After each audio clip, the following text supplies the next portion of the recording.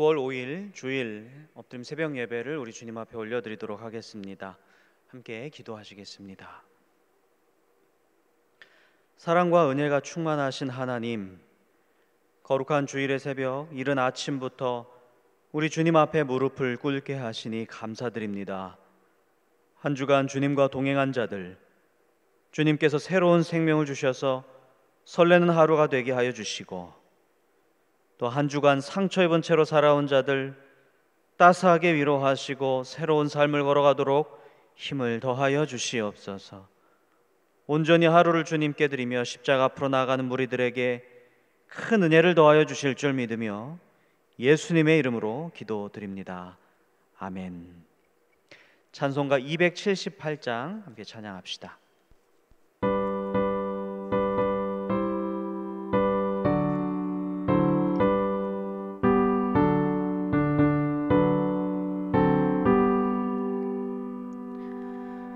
여러 해 동안 주 떠나 세상 연락을 즐기고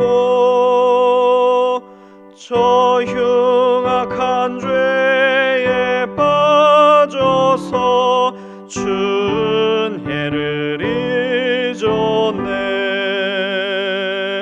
오 사랑의 예수님,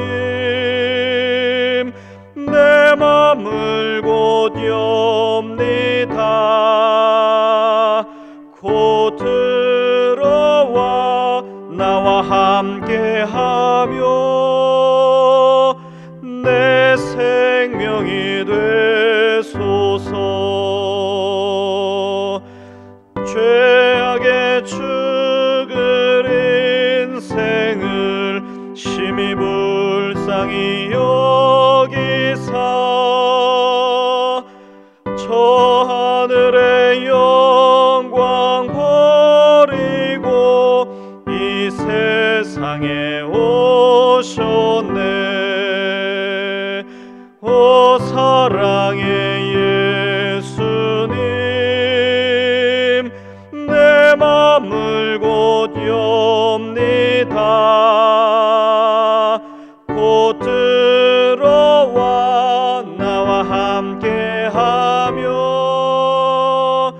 내 생명이 되소서. 홍포를 입은 구주는 가시면류관 쓰시고 저 십자가 높이 달리사 그 아픔을 참았네. 오 사랑의 예수님, 내 맘을 곧 엽니다. 곧 들어와 나와 함께하며 내 생명이 되소서. 미련한 우리 인생은 주의 공로를 모르고 그 쓸쓸한 사막 가운데 늘 헤매고 다녔네. 오 사랑의 예수님, 내 맘을 곧 엽니다. 곧 들어와 나와 함께하며 내 생명이 되소서.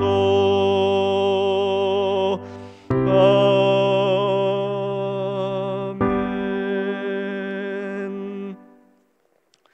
오늘 우리에게 주신 하나님의 말씀은 사사기 14장 10절에서 20절까지의 말씀입니다. 사사기 14장 10절에서 20절까지의 말씀, 생명의 삶으로 48페이지입니다. 제가 봉독해 올리겠습니다. 삼손의 아버지가 여자에게로 내려가매 삼손이 거기서 잔치를 베풀었으니 청년들은 이렇게 행하는 풍속이 있음이더라. 무리가 삼손을 보고 30명을 데려와서 친구를 삼아 그와 함께 하게 한지라. 삼손이 그들에게 이르되 이제 내가 너희에게 수수께끼를 내리니 잔치하는 이래 동안에 너희가 그것을 풀어 내게 말하면 내가 베옷 30벌과 겉옷 30벌을 너희에게 주리라. 그러나 그것을 능히 내게 말하지 못하면 너희가 내게 베옷 30벌과 겉옷 30벌을 줄지니라 하니 그들이 이르되 내가 수수께끼를 내면 우리가 그것을 드리리라 하매 삼손이 그들에게 이르되 먹는 자에게서 먹는 것이 나오고 강한 자에게서 단 것이 나왔느니라 하니라. 그들이 사흘이 되도록 수수께끼를 풀지 못하였더라. 일곱째 날에 이르러 그들이 삼손의 아내에게 이르되 너는 내 남편을 꾀어 그 수수께끼를 우리에게 알려달라 하라. 그렇지 아니하면 너와 내 아버지의 집을 불사르리라. 너희가 우리의 소유를 빼앗고자 하여 우리를 청한 것이 아니냐? 그렇지 아니하냐 하니 삼손의 아내가 그의 앞에서 울며 이르되 당신이 나를 미워할 뿐이요 사랑하지 아니하는도다. 우리 민족에게 수수께끼를 말하고 그 뜻을 내게 알려주지 아니하도다 하는지라. 삼손이 그에게 이르되 보라 내가 그것을 나의 부모에게도 알려주지 아니하였거든 어찌 그대에게 알게 하리오 하였으나 7일 동안 그들이 잔치할 때 그의 아내가 그 앞에서 울며 그에게 강요함으로 일곱째 날에는 그가 그의 아내에게 수수께끼를 알려주매 그의 아내가 그것을 자기 백성들에게 알려주었더라. 일곱째 날 해 지기 전에 성읍 사람들이 삼손에게 이르되 무엇이 꿀보다 달겠으며 무엇이 사자보다 강하겠느냐 한지라. 삼손이 그들에게 이르되 너희가 내 암송아지로 밭 갈지 아니하였더라면 내 수수께끼를 능히 풀지 못하였으리라 하니라. 여호와의 영이 삼손에게 강하게 갑자기 임하심에 삼손이 아스글론에 내려가서 그곳 사람 30명을 쳐 죽이고 노략하여 수수께끼 푼 자들에게 옷을 주고 심히 노하여 그의 아버지 집으로 올라갔고 삼손의 아내는 삼손의 친구였던 그의 친구에게 준 바 되었더라. 아멘. 이것은 살아계신 하나님의 말씀입니다. 아멘. 우리는 계속해서 사사 삼손에 대한 말씀을 나누고 있습니다. 이제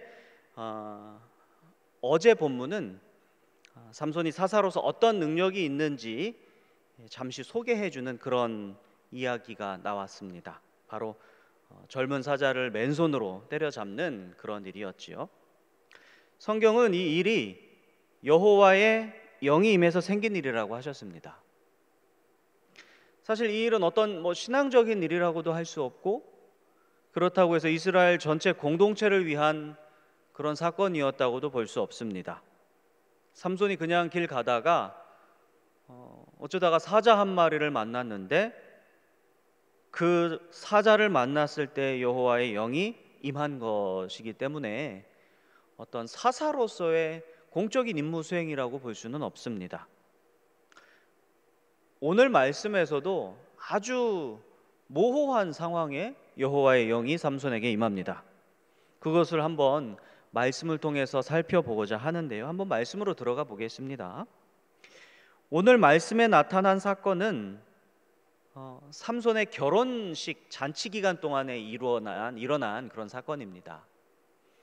삼손이 사자를 찢고 그 주검에서 꿀을 떠먹은 사건이 일어난 얼마 후에 삼손의 결혼식이 열렸거든요. 10절에 보니까 삼손이 그때의 풍습에 따라 잔치를 열었다고 말합니다. 그러니까 성경은 이를 콕 집어서 이렇게 말씀하세요. 청년들은 이렇게 행하는 풍속이 있음이더라. 청년의 풍습. 그러니까 한 30명쯤 되는 친구들이 삼손을 찾아왔어요. 막역주는 아니었을 것이고 결혼식이 열리고 피로연이 열리니 아무래도 그냥 잔치의 영을 즐기기 위한 목적으로 잠시 모인 그런 동무들이었겠죠. 그런 결혼식 피로연 잔치의 영을 즐기는 그런 풍습이기 때문에 또 그 모인 자들이 블레셋 사람들이 주가 되었기 때문에 아무래도 이 풍습은 블레셋 풍습으로 보는 것이 자연스럽지 않나 이렇게 생각해 볼 수 있습니다. 그러니까 이 청년의 풍습이라는 게 어떤 율법에서 규정한 문화라기보다는 아무래도 이 세속적인 문화에 더 가깝다 이렇게 이해해 볼 수 있겠죠. 아무튼 삼손에게는 아직 어떤 율법에 의한 규범 그리고 사사로서의 행동 양식이 삼손 안에 녹아들어 있는 것 같아 보이진 않습니다.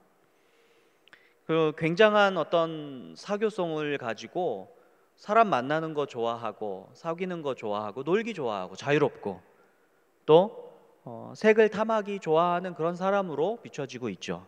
그러니까 이스라엘의 군사적, 정치적, 종교적 그런 리더로서의 모습이 잘 드러나고 있지 않다 이렇게 보여집니다. 한편 12절부터 14절을 보시면 한창 그 잔치가 거나해진 분위기 속에서 삼손이 수수께끼 하나를 냅니다. 내가 수수께끼 하나를 낼 텐데 이걸 맞추는 자가 있다면 내가 너희들 30명에게 속옷과 그러니까 베옷과 겉옷 한 벌씩 그러니까 30벌씩을 내가 쏘겠다. 근데 너희들이 맞추지 못하면 그걸 나에게 줘야 된다. 이렇게 내기를 걸었죠. 동무들이 너무 좋아하는 거예요. 그래 한번 내봐라 그랬더니 삼손이 이렇게 이야기합니다. 먹는 자에게서 먹는 것이 나오고 강한 자에게서 단 것이 나왔느니라. 이게 뭐게? 이렇게 내는 거예요. 이게 뭔 문제 같지도 않은 문제를 내냐 이렇게 이야기하실 수도 있어요. 답은 사실 얼마 전에 있었던 삼손이 사자를 찢고 그 주검에서 꿀이 나와서 그걸 떠먹은 그런 사건에 대한 수수께끼죠. 아무도 맞출 수가 없어요. 이걸 누가 맞춰요, 그렇죠? 삼손만이 알고 있는 그런 비밀스러운 일이었기 때문에 아무도 맞출 수 없다고 삼손은 생각했고 또 그래서 수수께끼를 내었던 것입니다. 사실 부모에게도 말하지 않았어요. 꿀을 떠다 갖다 드리긴 해서 먹을 수 있도록 드리긴 했어도 그것이 어디에서 나온 음식인지는 어디에서 나온 꿀인지는 입 밖에 꺼내지 않았습니다. 사실 여러분 맨손으로 사자를 때려잡는 게 쉽습니까? 불가능하죠. 그런데 사실 이 보통 일이 아니기 때문에 자랑할 만하거든요, 사실.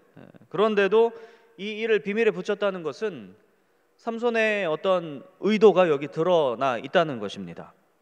사자를 잡을 때 자기 손에서 흐르는 이 힘이 자기 안에서만 나오는 힘이 아니라는 것을 삼손도 분명히 알았던 것입니다. 이거는 자꾸만 나에게 어떤 신비스러운 힘이 자꾸 생기는 것을 경험해 봤을 때 이거는 어머니께서 부모님께서 말씀해 주신 나실인의 힘이었구나 라고 하는 것을 강하게 느끼었습니다. 삼손이 되게 감정적이고 욕구에 충실한 사람이었어도 항상 그가 끝까지 지키려고 했던 것이 있습니다. 물론 자꾸만 실패했어도 계속적으로 지키려고 했던 것이 무엇이냐? 자기 힘의 원천에 대한 비밀이었습니다. 그래서 색시에게도 알려주지 않았던 거예요. 색시가 옆에서 날마다 달라붙어가지고 수수께끼 알려달라, 그것이 무엇이냐 채근하고 삐지고 울먹거리고 그러는데도 알려주지 않았어요. 자기는 나를 사랑하지 않는군요. 이렇게 막 눈물 흘리며 간청하자 마지못해서 마지막 날에 정말 어쩔 수 없이 조용히 아주 은근히 알려준 게 다였습니다. 잔치의 마지막 날 저녁이 되어서 친구들이 다가오는데 이들의 미소가 비릿합니다. 다가오더니 수수께끼의 답을 말하는 거예요. 뭐라고? 무엇이 꿀보다 달겠으며 무엇이 사자보다 강하겠는가? 삼손의 표정이 당연히 굳어졌겠죠. 온갖 애교로 막 달라붙어서 알려달라 울먹거리면서 간청하던 아내의 표정이 떠올랐겠고요. 아내를 이용해서 블레셋 사람들이 자신을 속인 그 블레셋 동무들에게도 화가 났겠지만 자신을 이용해서 답을 털어간 아내가 사실 더 미웠을 거예요. 정말 큰 배신감이 차올랐을 것이고 화가 머리끝까지 치민 삼손은 이 내기의 물품을 동무들에게 줘야 되잖아요. 그래서 블레셋의 다른 동네 아스글론이라는 동네에 들어가서 거기서 30명을 해치고 그들이 입고 있던 옷을 강탈해서 이 30명의 동무들에게 내던지고 자기는 가나안 땅으로 자기의 고향 단지파였으니까 자기의 고향으로 돌아갑니다. 그리고 자신의 아내 블레셋 여인까지도 그 땅에 버려두고 씩씩거리면서 고향으로 돌아가게 되죠. 여러분, 오늘 우리가 읽은 말씀이 이것인데요, 참 어떻게 보면 리더답지 못하다 하는 생각이 듭니다. 사사 중에 어떻게 이런 사람이 있지? 하는 그런 어이없는 생각도 들게 됩니다. 지금까지 삼손이 보여준 행동은 어떤 사서로서 공적인 사역이 결코 아니었어요. 또 지도자의 행동이었다기보다는 개인적인 복수에 의한 행동이었습니다. 내기에 져가지고 분해서 안 갚음한 거잖아요. 간단하게 말하면 순전히 개인적인 행동이었고 감정적인 행동이었어요. 그런데 성경은 이 행위의 근원을 이렇게 기록하고 있단 말이에요. 사사기 14장 19절에 여호와의 영이 삼손에게 갑자기 임하심에. 여러분, 충격적이지 않습니까? 저는 진짜 이 구절 때문에 되게 많이 고민이 됐습니다. 삼손이 저지른 어떤 감정적인 폭주, 그리고 노략질, 대량 학살, 이 모든 행동이 여호와의 영에 의해 일어난 일이라는 거예요. 이 말씀은. 이걸 어떻게 받아들일 수 있겠습니까? 여호와의 영, 곧 성령이 하시는 일에 대한 의문이 들지 않겠습니까? 여러분, 성령은 진리의 영이라고 우리가 얼마나 많이 배워왔어요. 또 찬양 중에도 따스한 성령님, 이런 찬양이 있어요. 이런 찬양 우리가 얼마나 많이 불러왔습니까? 이사야 61장에서처럼 여호와의 영이 임하면 가난한 자에게 아름다운 소식을 전하게 됩니다. 또 여호와의 영이 임하면 마음이 상한 자를 고치는 소식, 마음이 상한 자를 고치게 됩니다. 또 포로를 자유하게 합니다. 여호와의 은혜와 하나님의 영광을 드러내는 일을 하게 됩니다. 이것이 우리가 알고 있는 여호와의 영이 임하는 효과였단 말이에요. 하지만 오늘 말씀에 나타난 이 여호와의 영은 우리가 지금까지 알고 있었던 그 성령 하나님의 모습과 너무 차이가 난다는 것입니다.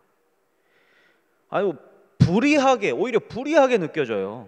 세상에 내기에 졌다고 해서 다른 사람들의 화풀이 하고 노략질 하게 하기 위해서 여호와의 영이 임하다니, 이걸 어떻게 받아들일 수 있겠습니까? 혹시 여호와의 영이 아니라 악령이 역사한 거 아닐까? 혹시 모든 악한 행동도 사사가 그랬으니까 여호와의 영이 시켜서 그랬겠지라고 정당화하고 포장하는 거 아닐까? 이런 의문과 의혹이 들기 충분하다, 이것이죠. 그래서 이런 의문과 의심에 휩싸여서 성경을 사실 읽고 또 읽어서 문제를, 그리고 도대체 이 의도가 무엇일까 고민하면서 다시 계속 말씀을 읽어봤는데요, 4절이 눈에 들어왔어요. 이 구절이 열쇠임을 깨달았습니다. 제가 4절을 한번 읽어드릴게요. 14장 4절. 그때 블레셋 사람이 이스라엘을 다스린 까닭에 삼손이 틈을 타서 블레셋 사람을 치려 함이었으나 그의 부모는 이 일이 여호와께로부터 나온 것인 줄은 알지 못하였더라. 이 말씀에 의하면 삼손이 틈만 나면 블레셋을 공격하려고 했었대요. 그런데 부모는 그런 삼손의 행동을 치기 어린 혈기로만 봤지, 하나님께서 계획하시고 준비하시고 삼손을 움직이시는 것은 깨닫지 못했다라고 하는 의미입니다. 자, 삼손이 블레셋을 치려 했었다라고 의도한 것이 굉장히 중요합니다. 지금 이스라엘 상태는 어떤 상태라고요? 블레셋에 지배받는 상황이었다는 거예요. 사사기 13장 1절로 다시 거슬러 올라가 보면 이스라엘 자손이 여호와 앞에 눈앞에서 자꾸 악을 저지르니 그들을 블레셋에 넘기셨다, 이렇게 말씀하고 있습니다. 블레셋에 넘겨버려지니 당연히 블레셋 사람들에게 침략, 노략질, 고통을 당하는 것은 당연했습니다. 아주 심각했을 것입니다. 그리고 패턴대로, 사사기에서 쭉 그래왔던 패턴대로 다시 하나님 앞에 회개하며 기도하며 부르짖었을 것입니다. 또 하나님께서는 역시나 긍휼의 마음이 또 발생하셔서 이스라엘을 구해내려 하셨을 것입니다. 삼손을 통해 그리하시려 하셨습니다. 하나님은 삼손의 마음속에 블레셋에 대해서 저항하고 대적할 수 있도록 사명과 힘을 불어넣어 주십니다. 삼손은 그래서 호시탐탐 블레셋을 치기 위해서 기회를 엿보았던 것이죠. 삼손이 이렇게 할 수 있었다는 것 자체가 하나님의 계획과 마음이 그 안에서 솟구치고 있었다라고 하는 것을 방증하는 것입니다. 삼손은 나실인이었잖아요. 그러니까 삼손의 사명이 무엇입니까? 블레셋으로부터 이스라엘을 구해내는 것이었습니다. 삼손의 진짜 사명은 블레셋과 화평을 추구하며 그 사람들과 희희낙낙하며 샬롬을 누리는 것이 아니라 블레셋과 싸우는 것이었습니다. 그것이 삼손을 향한 하나님의 뜻이었고 삼손을 사사로 세우신 하나님의 계획이었다, 이 말씀입니다. 우리가 볼 때 삼손의 행동이 다분히 감정적이고 혈기에 차 있는 것처럼 보여서 지도자의 모습이 하나도 느껴지지 않을 수 있어요. 하지만 지도자의 모습이 그에게 있고 없고가 중요한 게 아니었습니다. 블레셋과 싸울 수 있는가? 그들에게 위축되지 아니하고 대적할 수 있는가? 그들에게 맞설 수 있는가? 이것이 삼손에게 굉장히 중요한 사명이었다, 이것입니다. 그러니 이런 삼손에게 여호와의 영이 임하신 것입니다. 상식적이고 합리적이고 차분하고 절제하는 자에게만 여호와의 영이 임하는 것이 아니라 삼손 같은 사람을 통해서도 하나님께서는 당신의 계획을 이루어 가신다라고 하는 말씀이 오늘 드러나고 있는 거죠. 하나님은 삼손 같은 자들에게도 여호와의 영을 부어주셔서 당신의 일을 하시는 분이십니다. 삼손은 악령에 휩싸인 게 아니고 또 혈기에 휩싸인 게 아니고 여호와의 영에 감동된 것이 맞습니다. 하나님께서는 그 사람에 있는 그대로의 모습 그대로 그 사람의 성정을 통해서 하나님의 일을 하시는 분이신 줄을 믿으시길 바랍니다. 이스라엘의 구원을 위해서는 삼손 같은 사람을 들어쓰시고 당신의 구원 계획을 성취하시는 분이심을 확실히 믿으시길 바랍니다. 그렇게 여호와의 영이 임하자 삼손이 각성하는 거예요. 내 결혼식에 함께 기쁨을 나누고자 온 친구들이라고? 아니야, 블레셋 사람들이야. 하나님은 블레셋을 치기 위해 나를 보내셨어 라고 하는 뜨거운 마음이 그를 휘감았을 것입니다.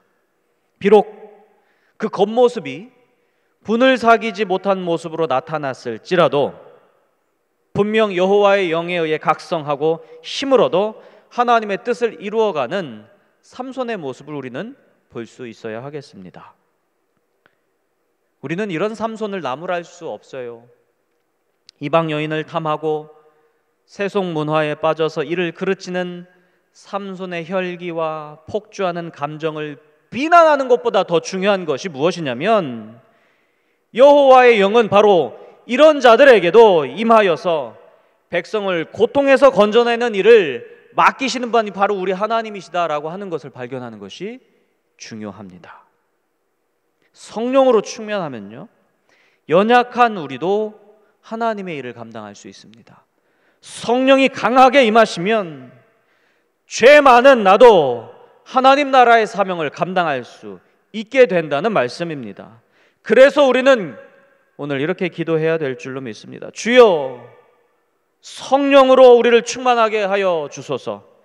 그래서 연약한 우리가 주님의 일을 감히 감당할 수 있는 은혜를 얻게 하여 주소서. 이 사실을 믿고 오늘 하루도 성령님과 동행하시는 저와 여러분들이 되기를 간절히 축복합니다. 기도하시겠습니다. 신실하신 하나님, 아무 공로 없는 우리를 구원하시고 아름다운 천국 백성으로 삼아주시고 부족함에도 천국을 전하는 사람으로 불러주시니 감사합니다. 이 놀라운 주님의 신실하심에 감사하며 주님만을 섬기며 주님의 말씀에만 청종하는 신실한 백성들, 용기 있는 백성들이 되기를 원합니다. 주께서 사랑하시는 안산제일교회 모든 성도들이 오늘 하루도 하나님의 돌보시는 손길을 확실하게 느끼게 하여 주시고 감사하며 찬양하며 예배하는 주일을 살게 하여 주시옵소서. 하나님께서 사랑하시는 원로 목사님과 담임 목사님이 오늘 하루도 주께서 주시는 건강함과 영적 충만함을 누리게 하여 주셔서 주님께서 맡기신 사명을 잘 감당하게 하여 주시옵소서.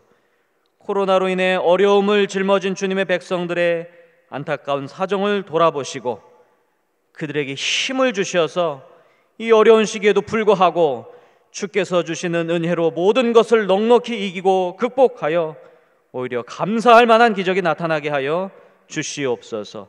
모든 말씀 예수님의 이름으로 기도드립니다. 아멘. 하늘에 계신 우리 아버지, 아버지의 이름을 거룩하게 하시며 아버지의 나라가 오게 하시며 아버지의 뜻이 하늘에서와 같이 땅에서도 이루어지게 하소서. 오늘 우리에게 일용할 양식을 주시고 우리가 우리에게 잘못한 사람을 용서하여 준 것 같이 우리의 죄를 용서하여 주시고 우리를 시험에 빠지지 않게 하시고 악에서 구하소서. 나라와 권능과 영광이 영원히 아버지의 것입니다.